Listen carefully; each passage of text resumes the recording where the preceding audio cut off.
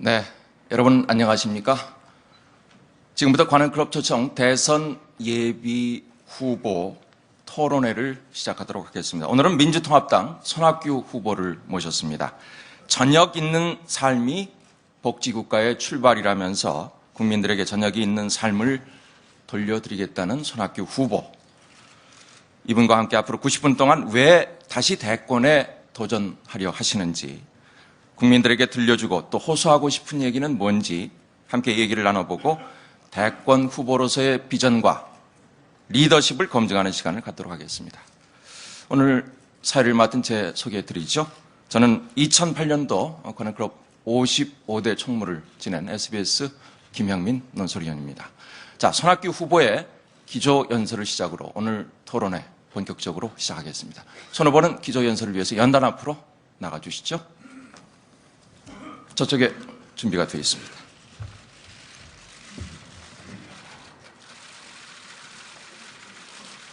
자, 손 후보 기조연설 시작하시기 전에 오늘 토론 규칙을 간단히 설명드립니다. 손 후보 3분 기조연설 들으신 이후에 손 후보와 패널들 간 질문 답변이 이어지겠습니다. 시간의 효율적인 이용을 위해서 질문은 1분 이내에, 답변은 3분 이내에 해주시기 바라겠습니다. 자, 손 후보 준비되셨으면 기조연설 시작해 주십시오.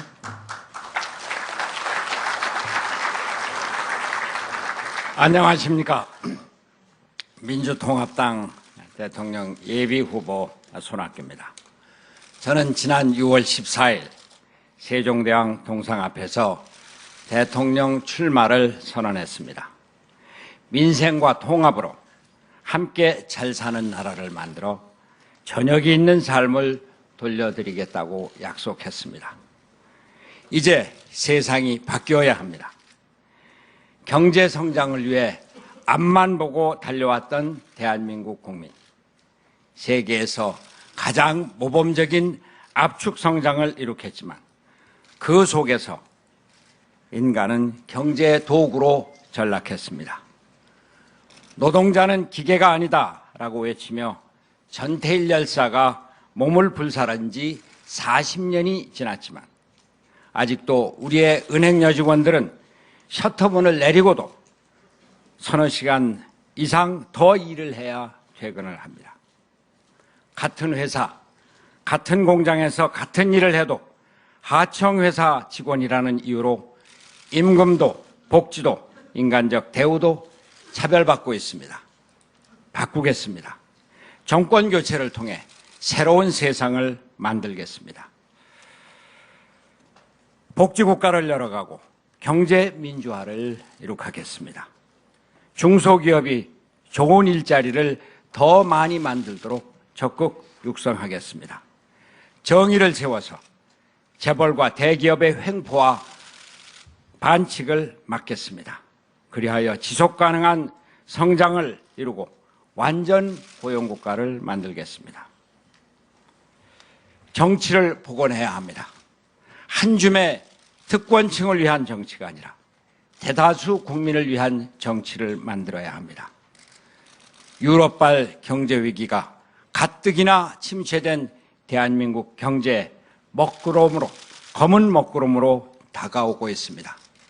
IMF 위기보다 더 힘든 앞날이 기다리고 있습니다. 이러한 위기를 능히 이겨내고 미래를 볼 수 있는 통합의 지도자, 유능한 선장이 필요합니다. 감히 제가 맡아서 하겠다고 나섰습니다.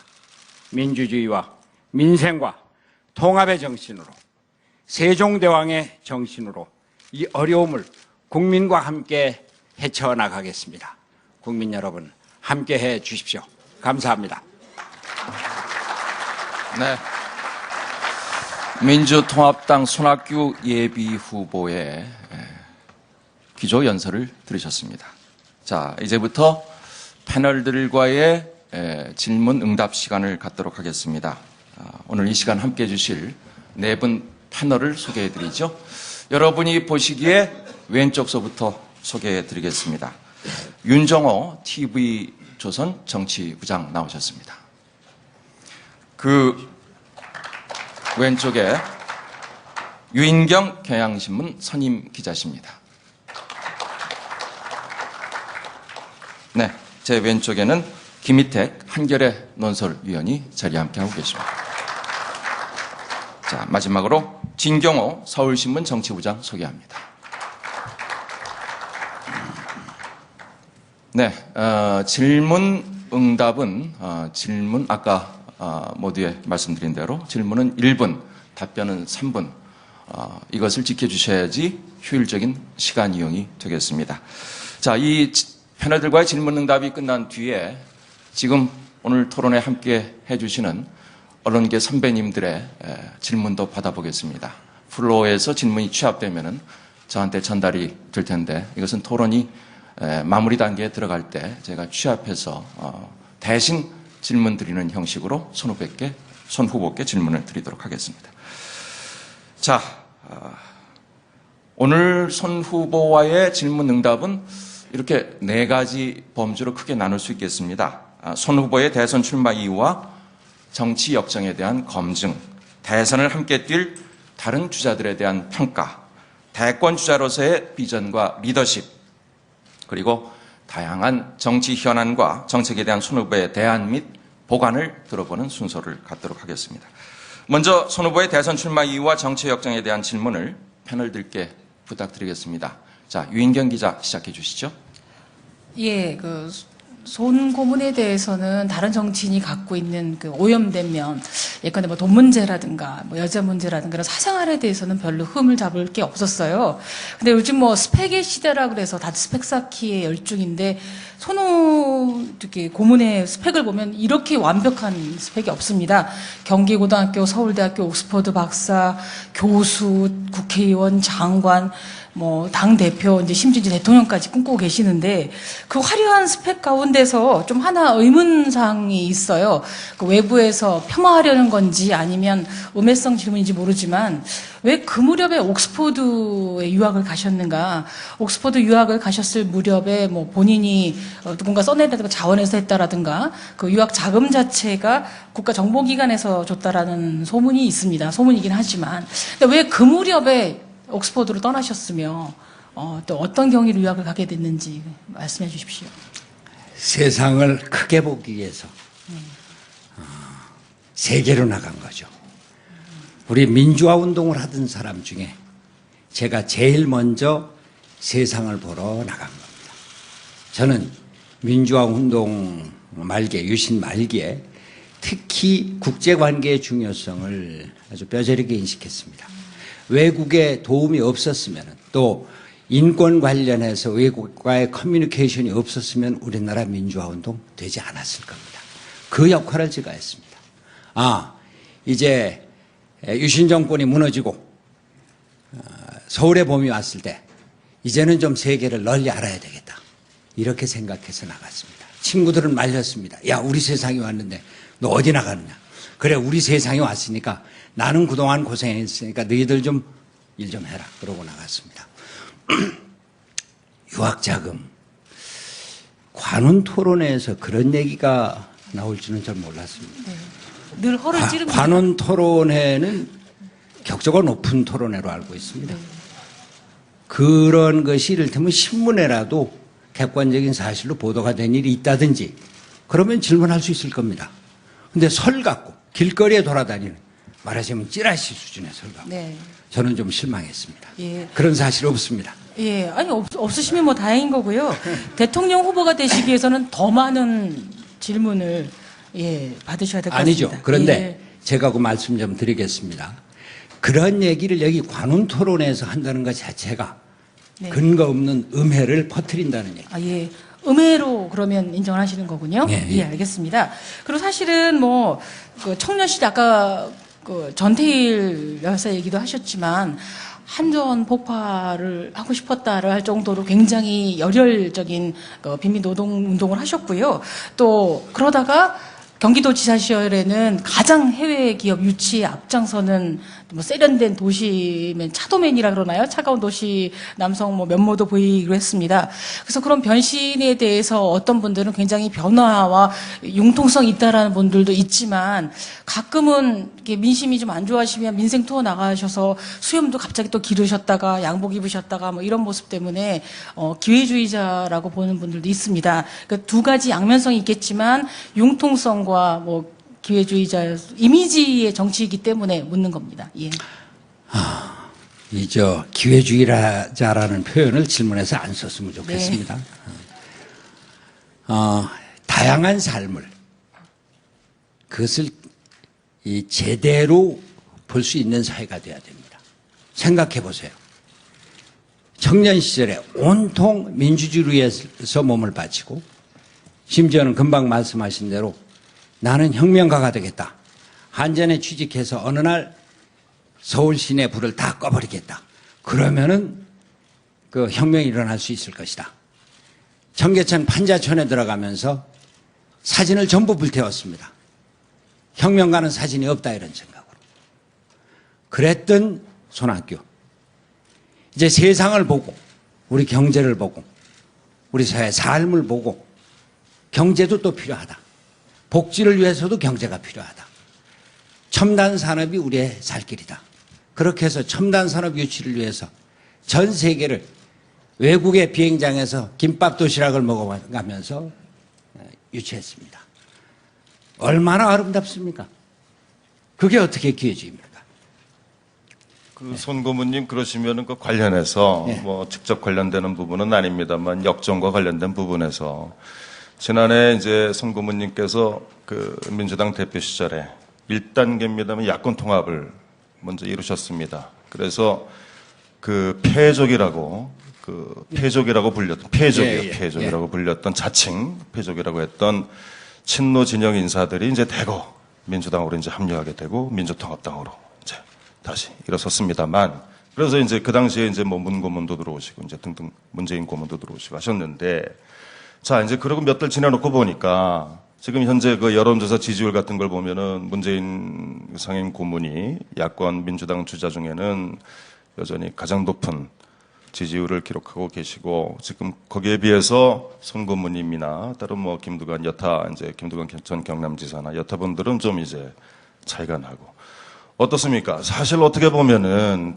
당내에 어떤 그 패족이라고 했던 분들을 당 밖에 있던 분들을 갖다가 모두 이렇게 통합을 하셨더니 결국에는 이제 그분들만 좋은 일. 그러니까 뭐 제주는 곰이 넘고 손 고문이 넘고 돈은 뭐 문 고문이 지금 뭐 오늘 뭐 이런 거 돼버린 거 아닌가. 지금 그렇다면 자 이게 지금 왜 그럴까? 손 고문님께서 5년 전에 한나라당을 탈당을 하셔서 그리고 야권에 이렇게 이제 몸담으시게 되면서 그 어떤 당내 어떤 지지 기반이 없는 그런 어떤 한나라당 출신이라는 그런 태생적 한계 이런 부분이 야권 내에서의 지지율 상승의 한계로 작용하고 있는 것이 아닌가. 여기에 대해서는 어떻게 좀 말씀을 좀 해주시겠습니까? 그게 통합 아닙니까? 예. 통합하면서 내 것만 챙기겠다. 통합해서 내 지분만 크게 하겠다. 그게 통합의 정신이겠습니까? 통합은 그분들이 패족이라고 스스로를 뭐 낮추건 어떠건 간에 우리나라에 있는 특히 야당의 여러 세력들을 다 함께 모아서 정권교체에 힘을 키우자고 하는 것입니다. 만약에 그분들이 패족이라고 해서 소외되어 있었다면 그것이 사실이라면 노무현 대통령과 뜻을 함께하는 그 세력과 그 많은 국민들 이분들 그럼 어떻게 하겠습니까? 함께 끌어들여야죠. 또 그렇게 끌어들였을 때는 내가 모든 기득권을 딱 갖춰놓고 당신들은 여기 와서 들러리만 해라. 그게 통합이겠습니까? 손학규의 통합 정신은 바로 여기에 있다고 생각을 합니다. 그리고 그것은 지금 말씀드린 데 한나라당에 있었던 전력 이것과는 아무 상관이 없습니다. 제가 말씀드리는 바와 같이 저는 젊어서 민주화 운동을 하고 그 뒤에 세계를 보고 그러면서 당시 YS 정부 1997년 들어섰을 때 그때 개혁의 열풍을 한번 생각을 해보십시오. 개혁에 참여하고 개혁을 더 활성화시키고 개혁에 대한 저항을 미리 막는데 한 기여를 하겠다. 실제로 보십시오. YS가 힘이 빠지면서 당시 YS가 그 3당 합당했었을 때 민주당이 구민정계를 점령했었던 것은 무너지고 구세력이 다시 등장했습니다. 거기서부터 제가 제 역할을 찾을 수가 없었던 겁니다.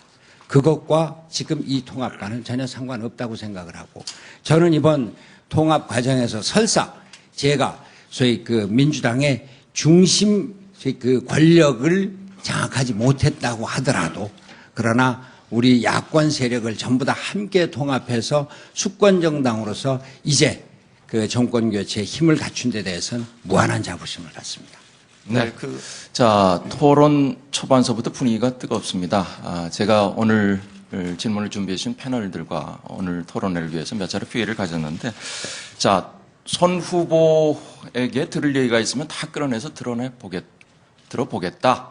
검증할 게 있으면 검증해 보겠다는 그런 열의가 반영된 독한 질문이 많이 들어있다고 양해해 주시고, 손 후보께서 토론의 품격을 지적해 주셨는데 또 당장의 토론의 품격을 지적해 주시는 것도 손 후보님의 품위에 어울리지 않는다고 생각합니다. 앞으로 토론, 독한 질문이 계속 이어질 겁니다. 관훈 토론회가 원래 그렇습니다.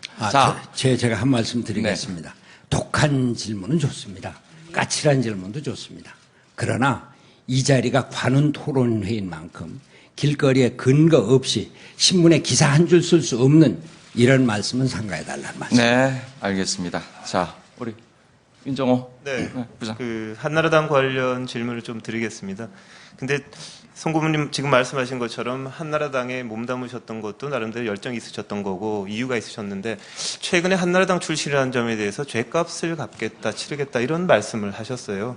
근데 그런 부분들은 제 어떤 측면에서 보면 한나라당에 몸담았던 게 그럼 그렇게 송 고문님의 정치 인생에서 나빴던 건가 이런 생각이 좀 들거든요. 왜냐하면 93년에 민주당에 몸담으시고 14년을 한 당에 계시다가 그 이후에 2007년에 이제 민주당으로 오셔서 5년째 되시는 건데요. 그렇다면 과거 3당 합당이 뭐 원죄가 됐다면 김영삼 대통령이나 이런 분들이 그렇다면 김대중 대통령은 자민련의 김종필 총재와 공동 정권을 만드셨고요. 노무현 대통령은 색깔이 다른 정몽준 의원님과 같이 힘을 합치셨던 적도 있는데 그렇다면 이건 그분들도 다 죗값을 갚아야 하는 건지 치러야 하는 건지.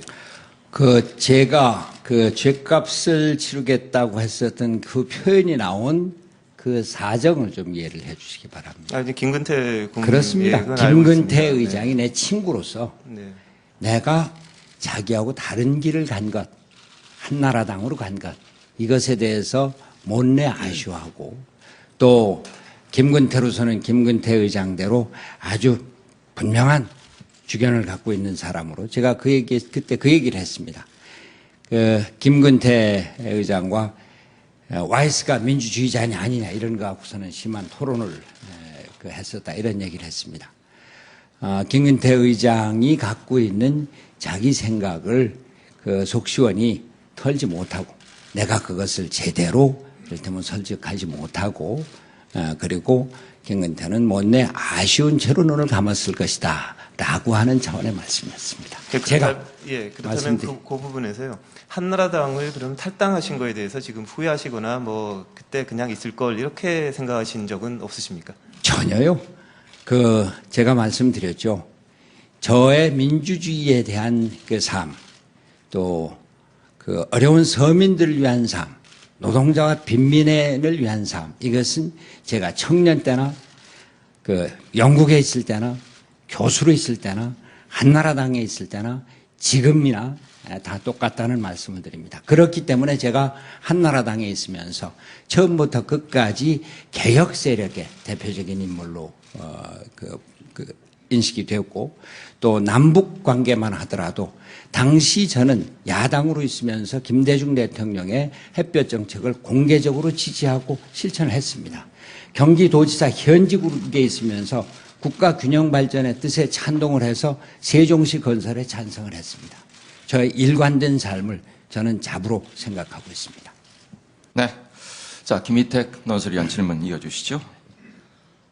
어제 김두관 전 지사께서 출마 선언을 하셨고요. 그래서 민주당에서 예비 후보로 되실 분들은 전부 다 선언을 끝내신 걸로 알고, 이른바 빅3라고 하시는 분들도 오늘 정동영 전 의원이 이제 출마 안 하신다고 이제 선언을 했기 때문에 출마하실 분들은 다 이제 정리가 됐다고 그럴까요?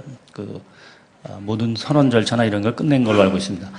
그럴 때마다 언론에서 이제 지지하는 의원들, 어떤 분들이 지지를 한다는 이제 소개를 하고 하는데, 문재인 후보 같은 경우에도 보니까 한 20분 내지 30분 정도의 현역 의원들이 지지하신다고 이제 보도가 되고 있고, 오늘 아침 제가 보니까 김두관 후보도 11분, 한 분이 안 한다고 해서 한 10분을 줬다 그러긴 한데, 하여튼 그 정도 되시는 것 같고, 정세균 후보도 한 30분 이상이 지지하신다고 아마 이렇게 주장을 하시는 것 같습니다. 근데 이제 손 후보께서는 다른 후보들, 이른바 빅3 후보들 중에서도 대통령 선거에 이제 경선에 두 번째로 이제 출마하시고 대표까지 이제 지내신 분인데, 그런 경력을 비춰보면은 지금 지지하시는 분이 한 10분 정도 되는 걸로 알고 있습니다. 그런 거에 비해서는 좀 적은 게 아닌가 하는 생각이 드는데요. 왜 그렇다고 생각하시는지요? 제가 아직 부족한 게 많겠죠.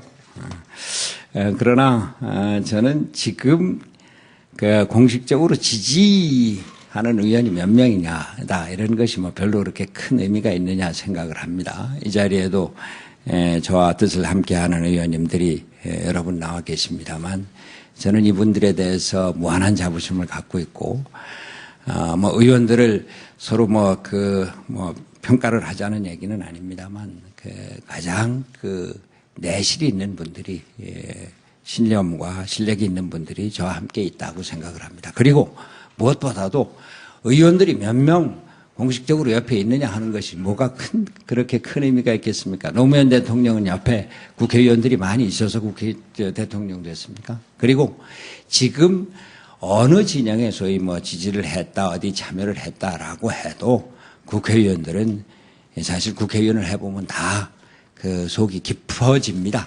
국회의원 되는 날부터 속이 깊어집니다. 그렇게 표현 안 합니다.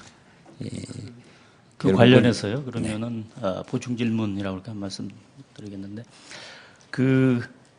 한나라당 탈당하실 때, 그때도 그렇고 2007년에 민주당 대선 후보 경선 때 중간에 이제 경선 룰 문제로 잠시 이제 선거운동 불참을 선언하신 적이 있었습니다. 그때 알려지기는 중대한 결단을 하는 순간에 주변에 있는 분들, 측근이라고 그럴까, 이런 분들을 배제하고 혼자서 고민하고 결정하신 게 아니냐. 그래서 이런 문제들이 혹시 쌓여가지고 결국은 주변에 적극적인 지지위원이라고 그럴까요? 그런 분들도 부족한 게 아닌가, 이런 지적을 할 수 있을 것 같은데, 어떻게 생각하시는지요? 예. 그런 지적 또 충고의 말씀 아주 겸허하게 받아들입니다. 다만 저는 그렇게 생각합니다. 정치 지도자의 중요한 결단은 물론 주변과 함께 의논하고 함께 가야 됩니다. 그러나 궁극적으로는 하늘과 대화하면서 결정하는 것이라고 생각을 합니다. 더더군다나 그것이 우리 주변에 어려움을 주거나 할 때, 이럴 때, 그 주변을 끌고 들어가는 것보다는 내가 모든 책임을 진다, 이런 자세가 필요하다. 저는 그런 생각을 해오고 있습니다. 네. 지지하는 의원들 숫자가 몇이냐, 그 의원들의 지지율을 질문하고 또 답변해 주셨는데, 사실 대권을 생각하는 주자로서 가장 중요한 것은 유권자 국민들의 지지 의사겠죠. 그것은 그래서 지지율 조사를 각 언론 매체에서 수시로 합니다. 어찌 보면은 수시로 발표하는 여론조사 지지율 결과가 대권 주자들에 대한 중간 성적표라고 할 수 있겠죠. 자, 언론이 다투어서 양자간 대결, 또 다자간 대결을 상정해서 지지율 결과를 발표를 하는데, 자, 대선 레이스와 밀접한 상관관계가 있는 지지율 얘기 좀 더 이어가도록 해보겠습니다. 김희택 논설위원님 좀 해주시죠. 민주당 그 예비 후보분들 지지도가 이제 언론을 통해서 보도가 되고 있는데요. 대체적으로 박근혜 그 새누리당 예비 후보에 비해서 한 최소한 20%, 뭐 30%까지 뒤지는 조사도 있습니다만은 처지는 걸로 나오고 있고, 문재인 후보가 상대적으로 조금 낮긴 하지만 역시 많이 처지는 걸로 나오고 있습니다. 그 손 후보께서는 수도권 유권자가 부산 경남이나 이쪽 유권자에 비해서 한 3배 정도 많고, 또 부동층도 상대적으로 많기 때문에 수도권 후보가 더 경쟁력이 있다, 이런 말씀을 이제 하고 계시는 걸로 알고 있습니다. 그런데 손 후보의 지지율이 그러면 얼마나 높으신가 보면은 지난번에 그 2일인가요? 한겨레 신문 조사에서 2.4%로 나고, 오늘 아침에 이제 중앙일보에서 조사한 거는 1.9% 정도에 머무는 거로 나오고 있습니다. 그렇다면 수도권 지지율은 그러면 높게 나오는가 하는 차원에서 보면, 수도권 지지율이 다른 후보에 비해서 그렇게 특별히 높다거나 그런 것도 아닌 것 같습니다. 그렇다면 수도권 후보론 자체가 설득력을 갖기 어려운 거 아닌가, 그런 생각이 드는데 어떠신지요? 저는 수도권 후보론을 얘기하진 않습니다. 내가 수도권이기 때문에 수도권에서 뭐 강세를 유지하고 있다, 이런 말씀은 제 기억으로는 한 일이 없습니다. 수도권을 얘기한 것은 오히려 지역구도가 이번 대통령 선거가 아니라, 이번 대통령 선거는 굳이 따지자면 계층구도가 될 것이다. 사회적인 격차가 심해지고 양극화가 심해진 그런 상황에서 중산층과 중간층, 이 사람들의 그 표의 향배가 대통령 선거를 가름할 것이다. 지금 현재 지지율이 어떠하든지 간에 결국 양자 구도가 되면은 이번 선거 49대 51 선거가 될 겁니다. 그랬을 때 그 중간층의 핵심적인 표가 어디로 가는가 하는 것이 그 승패 향방을 가르게 되고, 그것은 지난번 분당 선거 구도와 같은 것이 될 것이다. 그랬을 때 그 중산층 또 정치적인 중간층이 광범위하게 포진하고 있는 수도권의 표의 그 향배가 중요한 결정 요소가 될 것이다. 그런 것을 말씀을 드리고, 저는 지난번 분당 선거에서 보았듯이 중간층, 특히 당 소속이나 지지 경향은 새누리당일지라도 글쎄 과연 지금 이 정권 갖고 될까? 이 정권의 연장인 박근혜 갖고 될까? 박근혜로서는 과연 우리가 소통하는 민주주의를 이룰 수 있을까라는 의문을 갖고 있는 많은 중간층, 중산층이 저 손학규라면은 안심하고 찍을 수 있다. 바로 그 말씀을 드린 겁니다. 네, 윤정호 부장 네, 질문해 주시죠. 네, 지지율이 부족하신 거는 뭐 인정하시는 부분이고, 근데 박근혜 대표 같은 경우에 뭐 소통이 부족하다고 말씀하시는 것도 뭐 다들 느끼시는 바가 있을 텐데요. 근데 소통이 안 되시는 분의 지지율은 40%가 넘고, 소통을 잘 하신다는 우리 손 고문님의 지지율은 한 자릿수에 불과하다. 그 점에 대해서는 조금 고민하셔야 되는 게 아닌가 싶은 생각이 좀 들고요. 그 외에 이제 당내 후보들에 대한 평가를 조금 하셨던데요. 그 부분 좀 여쭤보겠습니다. 최근에 문재인 고문에 대해서는 같은 방법으로 두 번 이길 수 없다. 이건 영남 후보로는 안 된다는 말씀하신 것 같고, 그다음에 대통령과 비서는 다르다. 그러니까 비서실장 역할을 하셨던 분이 그 지도자로서 나서기에는 부족함이 있다고 보셨던 것 같은데, 그래도 당내 지지율에서 아까 말씀하셨지만 10%대와 1%대 그 차이가 있습니다. 그러면 어떻게 그 문고문을 평가하시고 그 장단점을 어떻게 보시는지, 그리고 어떻게 이기실 건지. 저는 이제 그 당내 다른 후보에 대한 평가는 안 하는 게 좋겠습니다. 사실 직접적인 평가를 하지 않고, 예를 들면은 저 자신을 얘기하면서, 저는 이를테면 성공한 경험을 많이 갖고 있습니다. 저는 이런 다양한 이런 경력 경험을 갖고 있습니다. 뭐 이렇게 얘기하면 상대방은 아니라는 얘기냐? 이제 이렇게 해서 그것이 더더군다나 신문의 제목으로 올라가고 뭐 이런 경우들이 있는데 어차피 우리가 대선에 들어가면은 다 함께 가야 될 분들입니다. 누가 후보가 되든. 그래서 저에게 뭐 문재인 후보든지 다른 사람을 평가해 달라. 그것은 제가 이 자리에서 받기는 좀 어렵습니다. 네, 진부장. 지금 이제 네. 표현이 평가라는 표현은 적절하지 않은 것 같습니다. 그러나 국민에게 내가 대통령이 되겠다. 그래서 표를 달라고 하는 입장이라면 나 손학규는 아무개다. 이런 사람이다. 다른 후보와는 이것이 다르다. 이런 차원에서 다른 주자들과의 비교 평가 부분은 스스로도 본인 스스로들 어느 분이시든 짊어지고 가야 된다고 생각을 하고요. 그런 점에서 다른 후보에 대한 어떤 입장 표명이 결과적으로 내게 그렇게 좋은 결과로 이어지지가 않더라. 그러니까 별로 이미지 형성하는 데서 좋지 않더라. 이런 차원에서 평가를 갖다가 유보한다. 평가가 아니죠. 차이. 후보로서의 장단점이라든지 나를 내세울 수 있는 그런 차이를 갖다가 부각시키는 데 있어서 소극적으로 하신다는 부분은 제가 볼 때는 그거는 일종의 또 회피다. 또 그렇게도 좀 생각이 될 것 같습니다. 그런 차원에서 질문은 일단 예정대로 다 하도록 하겠습니다. 예. 그래서 우선 김두관 전 지사시죠.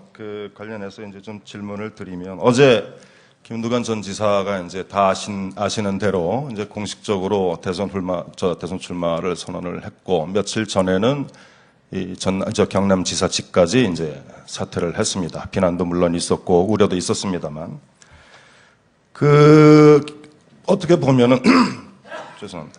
당내 지금 새누리당에 있는 김문수 경기지사나 아니면은 민주당에 있는 박준영 전남지사 분들은 이 대선 출마 의사를 갖고 계심에도 불구하고 지사직은 지금 현재 유지하고 있는 상태고 상대적으로 그렇다고 보면은 김두관 전 지사의 대권 의지나 어떤 정권 어떤 그런 의지가 상대적으로 굉장히 강하다. 그래서 이런 김 전 지사에 대해서 문재인 고문이 가장 위협적인 후보로 죄송한 말씀입니다만 송 고문이 아니고 김두관이다. 이렇게 말씀을 하셨다면 송 고문 입장에서는 좀 이게 좀 섭섭하고 좀 그러실지 모르겠는데 반면에 손 고문께서는 김 전 지사를 향해서 나라를 위해서 충분한 제목이다.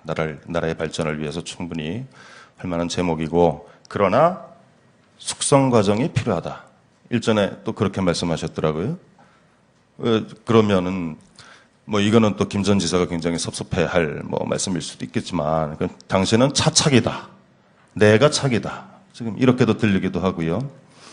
자, 그렇다면 지금 김 전 지사나 손 고문 두 분 모두 문재인 고문에 비해서는 지지율이 상당히 뒤져 있는 게 현실입니다. 앞으로 이제 지역 순회 경선도 이제 실시를 하게 되고 이제 거기에 이제 뛰셔야 되는데 그 과정에서 차착이 나라의 발전을 위해서 좀 더 숙성 과정이 필요한 김 전 지사와 바로 차기 대통령의 나라의 발전을 책임져야 될 대통령 후보로서 손 고문이 함께 연대를 한다든지 워낙에 민주당은 지금 연대를 좋아하더라고요. 그래서 그런 차원에서 한번 또 김두관 전 지사와 같이 한번 후보 단일화 예비 후보 단일화가 되겠습니다만 연대 의지가 있는지 의사가 있으신지 어떻습니까? 그 부분에 대해서. 방금 말씀드렸죠. 문재인 고문이나 김두관 지사나 다 같이 정권 교체를 함께할 우리의 우군이고 훌륭한 자원입니다. 지금 후보들 사이에서 무슨 연대를 얘기하고 이런 것은 더더군다나 맞지 않는 얘기고요. 또 설사 이 선거가 한참 진행된다고 하더라도 우리는 지금 이 새누리당 정권 하에서 어려움을 겪고 있는 민생을 우리가 펼쳐나가고 사회적인 차별을 없애고 또 남북이 이렇게 단절되어 있는 상황을 타개하는데 온 힘을 모아서 정권 교체를 하고 그런 나라를 만들어 가야 된다라고 하는 차원에서 어떤 사람하고 연대하고 이런 것이 적합치 않다고 생각을 합니다. 아까도 말씀드렸습니다만 이분들이 우리 당의 정권 교체를 위해서 결국은 힘을 합쳐야 될 분들이고 다 훌륭한 제목이니까 대통령 후보 경선에 나서고 하는 분들입니다. 중요한 것은 우리가 결국은 우리 당원들이나 국민들이 판단을 하고 평가를 할 겁니다. 누가 이 난국을 제대로 헤쳐나갈 수 있을 것인가. IMF보다 훨씬 더 어려운 상황이 다가오고 있는데 어떻게 국민을 한데 모아서 이런 어려움을 극복해 나갈 수 있을 것인가. 경제에서 분배와 복지 정책을 펼쳐나감에 있어서 어떻게 사회를 안정되게 복지 정책도 안정되게 그것을 뒷받침할 수 있는 경제 성장도 이끌어 나갈 수 있을까. 결국은 국민들이 미래를 보면서 그 미래를 위해서 각 후보자들, 정치 지도자들의 삶의 역정을 보게 될 것입니다. 누가 민주주의를 위해서 치열하게 싸워왔던가. 누가 민생을 위해서 하나라도 더 일자리를 더 만들려고 몸을 바쳐왔던가. 사회 통합과 우리 정치의 통합을 위해서 누가 어떠한 역할을 해왔던가. 자기 희생을 누가 했었던가 보게 될 겁니다. 그러면은 결국 손학규를 택하게 될 것이다. 이렇게 생각합니다. 네. 토론 시작한 지 벌써 35분이 지났습니다. 패널들이 준비한 질문이 아직 상당히 많은데, 자, 토론의 효율적인 진행을 위해서 질문 1분, 답변 3분, 토론 규칙을 다시 한번 환기시켜 드립니다. 자, 유인경 기자 질문해 주시죠. 예, 민주당 내 경선 룰과 관련돼서 질문을 안 할 수가 없습니다. 경선 룰과 관련해서 각 후보 진영이 이런 식이라면 모바일로 된다면 문재인 후보가 되게 뻔하다라는 자괴감에 많이들 빠져 있다고 합니다. 그리고 최장집 교수님, 진보학자의 대표적인 최장집 교수님도 민주당에서 제일 폐해가 여러 차례 모바일 투표라고 이야기를 하셨거든요. 손학규 후보께서 향후 문제 이제 이 모바일 투표가 채택될 경우에는 아니면 채택되기 전에 어떻게 다른 후보들끼리라도 대안을 마련하실 생각이 있으신지 아니면 이런 문제점에 대해서는 대책을 갖고 있으신지 궁금합니다. 저는 우리 당 지도부의 집권 의지를 믿습니다. 정권 교체 의지를 믿습니다. 우리 당 지도부와 특히 경선 룰을 지금 검토하고 있는 경선관리위원회에서 어떠한 룰이 국민의 뜻에 가장 가까운 후보자를 만들어서 당선에 가깝게 본선 경쟁력이 있는 후보자를 선택하도록 할 것인가라는 점을 기준으로 해서 열심히 경선 룰을 만든다고 생각을 하고 전폭적으로 신뢰를 하고 모바일 경선에 대해서 많은 문제가 있으면 그것을 위한 보완 대책도 당에서 함께 마련해야 할 것이다. 그렇게 믿습니다. 그러니까 모바일 투표제를 하건 어떤 거는 당의 뜻에 따르시겠다는 겁니까? 불만이 예. 전혀 없으십니까? 그러니까 함께 당에서 네. 대선 본선 승리를 위한 가장 가까운 후보를 뽑을 수 있는 제도를 만들 것이다라고 믿는다는 거죠. 네. 이어서 그러면 사실은 많은 민주당의 후보들이 모두가 다 결국은 5%의 지지율이었던 박원순 후보를 서울시장으로 만든 안철수 씨에 대해서 굉장한 기대를 갖고 있습니다. 개별적으로 만나보면 결국 그분이 저와 손을 잡을 것이다. 제 손을 들어줄 것이다. 뭐 이런 얘기를 하고 있는데 어떻게 보면 너무나 이게 늦어져서 국민들도 안철수 피로증을 호소하는 지경에 이르게 된 것 같은데요. 손학규 후보께서는 인생의 선배이시기도 하고 또 서울 선배시기도 하니까 개별적으로 안철수 씨를 만나신다면 어떤 조언을 해주고 싶으십니까? 안철수 교수는 우리 사회의 아주 소중한 자원입니다. 컴퓨터에서 백신 역할을 하고 지금 정치적으로 백신 역할을 하고 있습니다. 우리 사회 정치에 대한 불신, 그 병리 현상 때문에 나타난 현상이 안철수 현상 아니겠습니까? 이러한 자원을 저희는 아주 소중하게 앞으로 우리 사회를 위한 백신 역할을 할 수 있도록 보호하고 또 그 적절한 역할을 맡겨야 된다고 생각합니다. 다만 지금 우리가 할 일은 안철수 교수 본인이 이렇다 저렇다 결정도 하지 않은 상태에서 이래라 저래라 재단하는 것이 안철수 교수에 대한 우리 사회의 소중한 자원에 대한 예의도 아니라고 생각합니다. 우리 민주당이 해야 될 일은 제1야당, 더더군다나 작년 말에 야권 대통합을 해서 금년 초에는 국민들이 새누리당보다 10% 이상 더 높은 지지까지 보여주면서 정권교체에 대한 기대를 보여줬는데 우리가 제대로 국민을 살리겠습니다. 민생 우리가 살리겠습니다. 남북평화 우리가 하겠습니다. 사회통합 우리가 이루겠습니다. 중소기업 우리가 육성하겠습니다. 우리 이 청년들에게 일자리를 만들겠습니다. 안철수와 같은 사람을 우리 10명을 만들어서 우리나라 혁신 성장을 이루겠습니다. 이렇게 국민들에게 자신감을 갖고 우리에게 맡겨 주십시오 해야죠. 우리는 힘이 없습니다. 우리 혼자는 못합니다. 우리 누구하고 손을 잡아야 되겠습니다. 그런 그 정당과 그런 지도자들에게 왜 국민들이 지지를 해줘야 됩니까? 자기 자신이 없는데 말이죠. 저는 정말 안타깝습니다. 지금 우리가 할 일은 국민들에게 더욱더 성실하고 겸허한 자세로 다가가되 분명한 자신을 보여줘야 됩니다. 정치라고 하는 것은 국민들이 힘을 볼 때 지지를 합니다. 자신을 볼 때 지지합니다. 제가 항상 말합니다. 하늘은 스스로 돕는 자를 돕고 국민은 자신을 존중하는 정당을 지지한다. 저는 그러고 싶습니다. 네, 손 후보께서 당내 정권 교체를 위해서 함께 갈 수밖에 없는 당내 후보들에 대한 언급은 좀 피하시겠다는, 자제하시겠다는 뜻을 피력하셨는데, 그렇다면은 타당 후보들에 대해서는 좀 편한 마음으로 평가 얘기를 좀 해주실 수 있지 않을까 하는 생각이 듭니다. 그런 질문도 좀 준비가 돼 있어서, 자, 윤정호 부장 좀 해주실까요? 네, 좀 편하게 답해 주십시오, 이번엔. 당내 주자들이요, 이제 경쟁자하고 같이 힘을 합치셔야 된다니까, 말은 잘 못 하시는 것 같은데, 근데 예전에 많이 하셨어요. 근데 조금 하시다가 좀 안 하시는 것 같은데. 그러면 이제 좀 편하게, 박근혜 의원이 아무래도 새누리당에서는 유력한 후보가 되지 않겠습니까? 다들 그렇게 생각을 하고 있는데요. 근데 박근혜 대표에 대해서 비판적 입장을 가지시는 거는, 여러 차례 피력을 하셨는데, 표의 확장성에 문제가 있다는 말씀도 하셨고 그렇거든요. 그렇지만 아까도 한번 말씀드렸습니다만 지지율이 40%가 넘는 후보고 그렇다면 그 사람한테도 뭔가 배울 점이 있지 않겠느냐. 한 가지 박근혜 의원에게서 좀 가져왔으면 좋겠다. 그런 게 뭐가 있는지 좀 밝혀주시고요. 그리고 왜 박근혜 의원은 대통령이 될 수 없는지 그 논점을 한번 말씀해 주십시오. 예. 박근혜 대표가 40%의 지지, 국민 지지를 받고 있는 거, 저는 아주, 높이 인정을 합니다. 그걸 인정하지 않으면 안 되죠.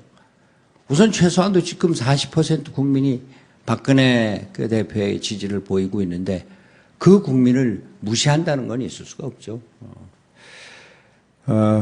그런데, 과연 박근혜 대표의 그 지지가 50%를 넘어갈 것인가 하는 데 대해서는 저는 강한 의문을 갖고 있고 그렇지 못할 것이라고 생각을 합니다. 왜? 저는 개인적으로는 박근혜 대표를 보면은 연민의 정을 느낍니다. 저분도 나와 같이 유신의 피해자다 이런 생각을 합니다. 저는 유신 때 감옥 가고 도망 다니고 고문당하고 그랬지만 저분은 그 유신 때 섬에 갇혀 있어서 세상을 제대로 볼 수가 없었습니다. 결국 그것이 지금까지 지속되어서 국민의 눈으로 세상을 보는 것이 아니라 아버지의 눈으로 세상을 보는 이렇게 됐습니다. 박근혜 대표 분명 장점이 있습니다. 특히 절제된 언어를 쓰고 있습니다. 또 정치적인 스킬이라고 그럴까 이런 것들이 어떤 면에서 몸에 배인 게 있습니다. 아버지한테 배운 게 있고 권위주의적인 정치가 몸에 배 있습니다. 권위주의적인 정치가 사람을 모으는 힘이 있습니다. 현실적으로 그렇습니다. 회사에서도 아주 강압적인 권위주의적인 그런 리더십을 갖고 있는 사장들이 갖고 있는 강한 리더십이 또 있습니다. 모든 민주적이고 소통하고 같이 어울리는 것이 다 유능하고 효율적인 리더십만은 아닙니다. 그런데 그렇게는 하지만 결국 그러나 민주주의가 그 훈련이 되어 있지 않은 이런 그 리더십이 과연 앞으로 다가올 그 어려운 난국을 헤쳐나갈 수 있을까? 김대중 대통령이 IMF 위기 그 난국을 극복할 수 있었던 것은 어쨌거나 국민들로 하여금 자발적으로 금모으기에 참여할 수 있도록 한 그 리더십입니다. 국민들과 함께하는 리더십입니다. 소통을 할 수 있었던 리더십입니다. 바로 그런 면에서 박근혜 그 후보의 민주주의에 대한 경험 부족, 또 국민과 함께 생활해보지 못한 그 자체는 연민의 대상입니다만. 그 관련해서 그러면 한 두 가지 질문을 좀 한번 드리고. 문재인 상임 고문은 그 박근혜 전 위원장에 대해서 이렇게 말씀을 하셨더라고요. 그 보면은 유신 독재 권력의 핵심에 있었다 이렇게 얘기를 했고, 김두관 전 지사 같은 경우는 유신 정권의 상속자다. 얼마 전에 그 박근혜 전 위원장 4대 불가론을 얘기를 하면서 이제 그 전력 중에 이제 그 과거 이 유신 독재 그 어떤 이 부분에 대해서 결코 그렇게 무관하고 완전히 별개로 이렇게 보기는 좀 어렵지 않느냐. 그러니까 박근혜 불가론 중에 하나로 이제 그 부분을 갖다가 집어넣는 당내 후보분들도 계십니다. 근데 지금도 말씀 주셨지만 성고문께서는 피해자다. 섬에 갇혀있던 피해자다. 다만 그런 과정을 통해서 민주주의에 대한 제대로 된 훈련을 받지 못한 리더십이다. 지금 이제 이렇게 지금 말씀을 하고 계시는데, 자, 반대로 박근혜 지지자들 쪽에서는 반대로 또 원칙과 신뢰와 약속과 어떻게 보면 민주정치의 가장 기본적인 핵심 가치 아니겠습니까? 근데 이 부분에 대해서 누구보다도 그 이미지를 갖다 떠올리는 후보라고 그러면은 박근혜를 꼽는 게 지금 현실입니다. 많은 부분에 있어서. 자, 그렇다면은 과연 지금 그런 부분에 있어서 민주주의에 대한 훈련이 안 돼 있다라고 하는 게 어떤 정치적 공세의 레토릭이냐? 아니면은 진짜 그 단순히 청와대 과거에 그 퍼스트 레이디 역할을 하면서 그랬다는 그런 부분에 있어서 똑같이 피해자라고 말씀을 하시지만 선고문께서도 결국에는 그 부분을 같이 과거 전력 문제에 있어서 박근혜 전 위원장에 대해서 같이 물고 들어가는 게 아닌가. 표현은 다르지만 결과적으로는 같이 물고 들어가고 계시다. 저는 일단 그런 생각이 들면서 거기에 대한 입장을 갖다가 우선 좀 말씀을 해주시면 좋겠고요. 또 한 가지는 그 두 번째는 그 만약에 이거 뭐 가정을 전제로 한 질문이 되겠습니다만은 대선이 끝나고 선고문께서 집권을 하셨다는 전제로 하겠습니다. 그 사회 통합 많이 강조를 하셨는데 한나라당 시절에 선고문도 그렇고 박 전 위원장도 그렇고 두 분 다 모두 비주류로 계셨었습니다. 결국 같이 할 수 있는 정치 세력으로 보는 건지 아니면은 그러나 민주 세력의 연대를 통해서 하고 그쪽은 역시 정치권에 있어서 어떤 대척점에 서 있는 세력으로 그냥 가야 된다라고 보시는 건지 어떻습니까? 그 부분에 대해서. 예. 우선 저는 박근혜 대표를 독재자의 딸이다. 그래서 안 된다. 유신 독재 핵심에 있었다. 그래서 안 된다. 여기에는 동의하지 않습니다. 독재자의 딸이기 때문에 안 된다면은 우리 자신이 젊었을 때부터 그 연좌제로 얼마나 많은 사람들이 고생을 했습니까? 삼촌이 인민군이었었다고, 아버지가 월북을 했다고, 그것 때문에 취직도 못하고 고생했었던 사람들이 얼마나 많습니까? 기본적인 발상을 우리 스스로가 민주주의적으로 해야 된다는 생각입니다. 또 유신 독재의 핵심이다. 물론 퍼스트 레이디 역할을 했습니다. 그러나 그 퍼스트 레이디 역할이라고 하는 것이 권력의 방향을, 권력의 성격을 규정짓는 것은 아니고 오히려 개인적으로는 그야말로 맞다나 이 한참 젊은 나이에 남자 교제도 못하고 또 결혼도 할 수가 없었던 이런 섬에 갇혀 있었던 희생자다. 이렇게 생각을 하고요. 다만 그러나 민주주의를 제대로 경험하지 못했었다는 것은 그분에게는 불행이지만 어쩔 수 없는 현실이다라고 하는 겁니다. 물론 그분이 말씀하시는 것처럼 우리 아버지도 복지국가가 최종적인 목표였었다. 복지국가 하고 싶을 겁니다. 그러나 실제로 보십시오. 그런 바람 때문에 아마 김종인 교수 같은 분을 영입했을지 모릅니다. 그런데 김종인 씨를 영입하면서 동시에 정책위 의장은 누굽니까? 이한굿이 아주 대표적인 소위 신자유주의 아닙니까? 물과 기름을 함께 섞어놓고 있습니다. 제대로 되겠습니까? 저는 이것은 위선이라고 봅니다. 복지다, 경제민주이다, 경제민주화다. 결국은 위선이고 위장이고 또는 기회주의일 수밖에 없습니다. 그럼 4대 강에 대해서 이것이 잘못됐다고 당에 실질적으로 4년 동안 여의도 권력을 행사한 사람이 누구였습니까? 가장 대표적으로 잘못된 정책이 그대로 국민들의 혈세를 빨아먹으면서 자행되고 있을 때 여의도 권력의 핵심이 무슨 일을 했습니까? 그러고선 지금 이명박한테서 박근혜로 넘어오는 것이 정권의 교체다, 정권의 이양이다. 있을 수가 없는 얘기죠. 바로 이 점을 저는 비판을 하는 것입니다. 저는 전에도 말씀드렸습니다만 박근혜 대표가 지금 앞으로 당에 이번 그 선거에서 저의 상대가 되겠습니다만 그러면 치열하게 싸우겠죠. 그러나 제가 보는 것은 박근혜를 넘어서 그 뒤에 있는 국민을 보겠다. 제가 대통령이 되면은 박근혜도 다 함께 안고 가겠다. 통합의 정치라고 하는 것이 물론 여야가 갈려서 대립을 하지만 이 여야 관계가 완전히 불구대천의 원수같이 요즘 우리가 얘기하는 것처럼 겁붙하면 뭐 빨갱이냐 좌익이냐 뭐 종북이냐 이런 식으로 소위 이 넷대를 붙이는 이런 색깔론 같이 이렇게 밀어붙이는 이런 정치를 해서는 안 되겠다. 네. 집권을 해서 통합의 정치를 하겠다 이 생각을 합니다. 네, 상대 후보에 대한 평가는 이 정도로 하겠습니다. 손 후보께서 결국은 박근혜 후보랑 경쟁하게 되겠지만 이렇게 말씀하셨는데 그러기 위해서는 우선 당내 경선에서 승리를 하셔야 되고요. 또 그렇게 해서 잘 되신다면 이제 본격적인 대선 레이스가 벌어질 텐데 단점은 줄이고 장점은 부각시키는 것, 그래서 지지율을 끌어올리는 것, 이것이 그 과정에서 가장 중요한 열쇠가 되지 않나 싶습니다. 그 지지율 견인의 열쇠는 결국은 스스로를 잘 아는 것, 그래서 이것이 각 후보들에게 가장 중요한 미덕이 될 텐데 손 후보께 자신을 좀 PR하실 시간을 드리도록 하겠습니다.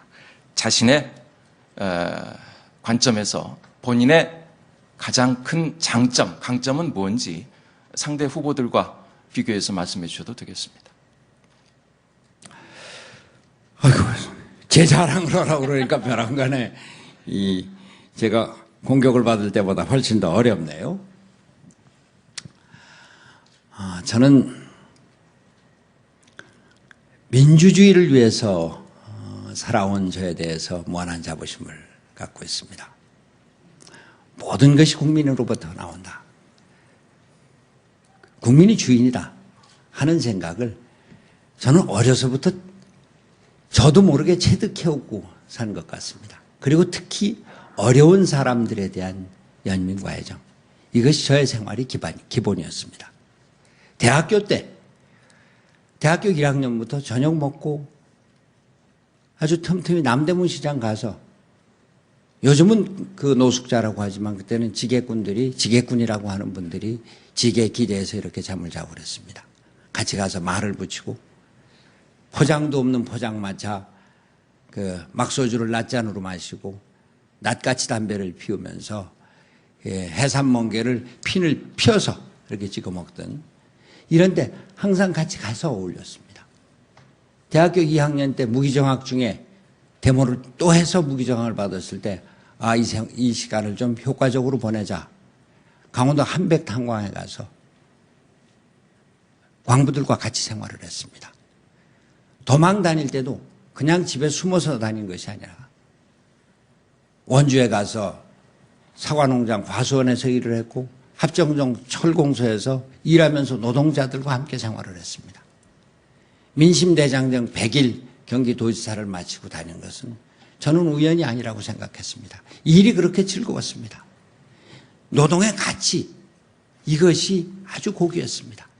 함께 일하는 공동체의 가치가 소중했습니다. 저는 이러한 것을 우리나라를 경영해 나가는 모든 정치, 경제, 사회 활동에 바탕으로 삼고자 합니다. 그것이 제가 어떤 다른 누구보다도 앞장서 있다고 하는 자부심이고, 바로 그래서 저는 항상 어려운 백성들과 함께하고 마음을 함께하고 실제 민정을 살폈던 세종대왕, 그리고 사람의 차별 없이 노비를 발탁을 해서 최고의 과학기술자로 만들고 자기 세자 책봉을 반대했었던 정승으로 발탁을 한 이런 사회 통합의 이런 리더십이야말로 지금 절실하게 요구된다. 거기에 대해서 지난 야권 대통합에서 보여주었듯이 그 어려운 중에도 뚝심을 갖고 끝까지 이뤄낸 것은 이건 확고한 철학이 없으면 안 된다라고 하는 자부심을 갖고 있습니다. 네, 손학규 후보가 최근에 출판 기념회를 가졌습니다. 그것도 화제고요. 또 그 책의 제목, 저녁이 있는 삶, 굉장히 감성적인 제목인데 그것도 화제입니다. 관련해서 우리 유인경 기자가 질문해 주겠습니다. 예, 저녁이 있는 삶만이 아니라 마음 편한 세상, 뭐 이 얘기가 많은, 특히 여성들한테 뭐 가슴을 울린다, 너무 로맨틱해서 광고 문안인 줄 알았다라고 합니다. 저도 처음에 받아들일 때는 그랬는데 곰곰 생각해 보니까 제 나이가 되면 저녁이 있는 삶이 참 공포스럽습니다. 남편 안 돌아주는 게 훨씬 고맙고요. 예, 청년들은 저녁이 있는 삶만이 문제가 아니라 아침, 점심, 저녁을 하루 종일 집에서 먹어야 되기 때문에 이 끼니를 집에서 해결하는 삶이 오히려 과로하다라는 얘기도 합니다. 그리고 또 요즘 보면 독신 가구가 전체 가구 20%입니다. 혼자 사는 사람에게도 그 저녁이 있는 삶이라는 것이 조금 공허한 말이 아닌가라는 생각이 드는데요. 그 손학규 후보께서는 이렇게 항상 이렇게 좀 멋진 말씀도 참 많이 하시고 민생 탐방도 열심히 하셨는데 이게 제대로 된 민생 탐방 나온 건가, 아니면 진짜 어떻게 아파트 광고 문안 같이 좀 느껴져서 혹은 이런 그 카피라이터한테서 나온 게 아닌가라는 뭐 얘기도 합니다. 어떤가, 이 마음 편한 세상과 저녁이 있는 삶에 대해 좀 구체적으로, 아니면 저녁이 있으려면 일자리가 있어야 되는데 일자리가 보존되지 않은 상태에서 저녁이 있는 삶이라는 건 마치 초등학생에게 중고등학교 과정을 생략하고 대학생인 공부를 하라는 것과 같은 거거든요. 그래서 일자리 문제부터 시작해서 그 안을 조금만 말씀해 주시기 바랍니다. 예. 바로 일자리 문제에서부터 토론을 시작한 것이 저녁이 있는 삶까지 갔습니다. 네. 일자리는 모든 경제활동의 최종적인 목표다, 저는 그렇게 생각합니다. 우리 국민이 모두 자기가 하고 싶은 일을 전부 다 할 수만 있다면 그러면 복지국가가 더 이상 필요 없습니다. 복지가 다 스스로 해결이 되니까 말이죠. 근데 그 일자리를 만들려고 하다 보니까 물론 일자리를 가장 크게 만드는 것은 경제가 발전해야 됩니다. 또 그것을 위해서 혁신경제, 혁신성장이 이루어져야 됩니다. 그러나 또한 우리 경제 체제를 또 바꿔야 되는 것도 합니다. 우리나라가 지금 1인당 평균 노동시간이 1년에 2193시간입니다. OECD 평균이 1750시간 됩니다. 가장 짧은 네덜란드가 1300시간 됩니다. 네덜란드보다 우리 노동자들이 연평균 4.5개월 더 일을 합니다. 그런데 그 일자리 중에는 많은 일자리가 그것을 나눌 수 있는 일자리가 있습니다. 노동시간을 줄이면 그 나머지 필요한 노동력을 새로운 사람으로 충원해서 그렇게 해서 지금 2193시간을 200시간만 줄여서 2000시간대로만 줄여도 연 73만 개 일자리가 새로 만들어집니다. 거기에서부터 시작한 겁니다. 그러니까 저녁이 있는 삶이라고 하는 것이 그냥 놀자는 얘기가 아니고 우리 국민에게 더 많은 일자리를 만들어주자. 이것과 관련해서 비정규직을 정규직으로 전환하는 작업을 이제 회사에만 맡길 것이 아니라 국가에서 좀 더 적극적으로 지원을 하자. 중소기업에게 비정규직을 정규직으로 전환하는데 그 한 사람당 50만 원씩 지원을 한다고 했을 때 회사에서 50만 원 지원하고 그러면 그 1년에 100만 개 일자리가 20만 개씩 해서 아까 20만 개씩 해서 그 5년 동안 100만 개를 그걸로 더 만들 수 있습니다. 그 예산이 1조 한 3천억쯤 됩니다. 5년 동안에 6조 5천억 충분히 쓸만합니다. 바로 그렇게 우리 사회의 기본적인 틀을 이제 사람이 좀 사람다운 생활도 하면서 일자리도 더 만들어가고 그것을 통해서 개인의 생산력, 개인의 일의 효율성도 높이고 또 회사의 산업 생산력도 높여가면서 삶의 구조를 바꿔보자. 이제는 지난 50년 동안 앞만 보고 달려왔는데 이제는 좀 그 인간이 중심이 되는 그러한 사회, 복지사회를 만들어가자. 유럽의 경우 그렇게 되지 않느냐 얘기입니다. 아니, 예, 그만하겠습니다. 네. 자, 김희택 위원. 요즘에 손 후보께서 긍정적인 말씀을 좀 많이 하시는 것 같은데요. 이번에는 내가 될 것 같다. 이제 이런 말씀도 어떤 인터뷰에서 하신 걸로 알고 있습니다.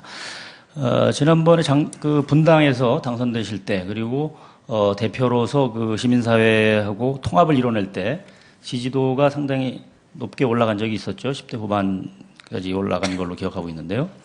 그 이후에는 사실상 지지도가 올라가지 않고 있습니다. 지금 근데 당내 경선이 지금 한두 달 정도 밖에 남지 않은 상황입니다.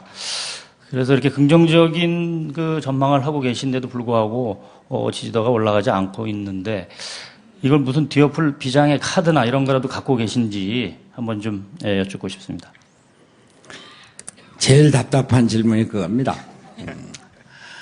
근데요, 불과 1년 반 전에 제가 당 대표 경선에 나왔을 때 어떤 누구도 된다고 생각하는 사람이 없었습니다. 그때 지구당 위원장이 저에게 많이 확보가 되어 있습니까? 지지하는 국회의원들이 많았습니까? 제가 조직이 있었습니까? 돈이 있었습니까? 뿌리가 있었습니까? 근데 되더라고요. 저는 물론 될 거라는 확신을 갖고 나섰지만 또 안 돼도 내가 이번에 나서지 않으면 안 된다. 왜? 그때 민주당은 집권 의지가 없는 민주당이었습니다. 지난 대선 패배 이후에 그 좌절의 늪에서 아직 벗어나지 못하고 있었을 때입니다. 이명박 정권이 이렇게 실정을 하고 민생이 도탄에 빠져 있는데도 민주당이 우리가 집권하겠어 이렇게 나서지 못하고 있을 때였습니다. 그 활력을 불어넣어주기 위해서 내가 나선다 이렇게 생각했습니다. 그것이 시대정신입니다. 결국 우리 국민과 당원들이 원하고 있었던 거, 이 정도 되면 민주당이 나서야지 라고 하는 바람이 있었던 거, 그것을 제가 충족시켜 줬던 겁니다.